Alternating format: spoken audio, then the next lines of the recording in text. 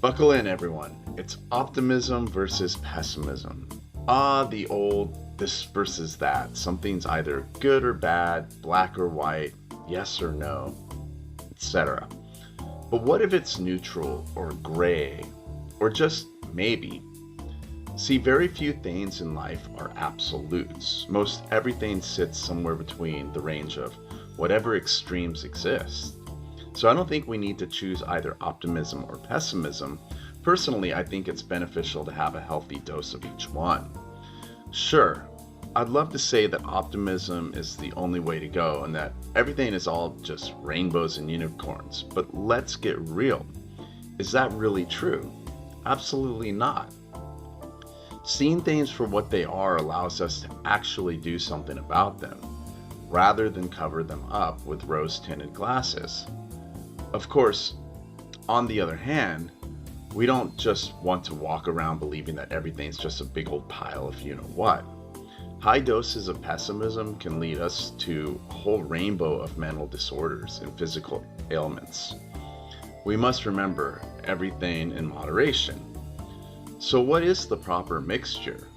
Perhaps maybe a balance of 80% optimism and 20% pessimism? I think it really just depends on the specific subject. You may want higher optimism in some situations and a little less than in others.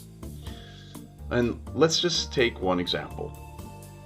Our world and our society is absolutely full of beautiful and wonderful aspects. But is it perfect? Nah, of course it's not. We shouldn't expect perfection. But we should expect better, especially by those who we elect to lead us. And not to get too deep in the weeds here, but when it boils down to it, we really need to see that they are instigating real change when it comes to the issues our society and our world faces. There are a lot of organizations and corporations out there that need to be held accountable for their part in its destruction and the economic enslavement of people, all for the sake of the Industrial Revolution, the war machine, and the elite few. Of course, we have a responsibility as well. We have to see things for what they are. We have to not play the victim card, and we have to take responsibility for our lives by taking action. So besides all its beauty, the world and our society have a lot of issues. We would be fools to walk around and be so blindly optimistic that we weren't aware of the insidious forces that are at play. A little bit of pessimism allows us to say, hey, what the hell, man? Let's look at it this way. A healthy dose of pessimism allows us to be better prepared for tough times and avoid risks that more optimistic thinkers might ignore.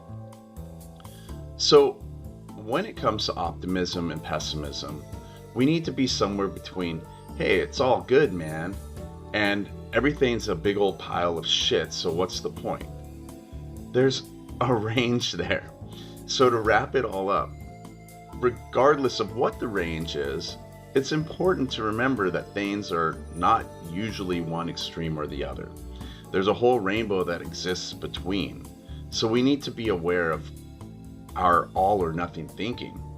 There is no perfect balance. There's just life in all its beauty and chaos.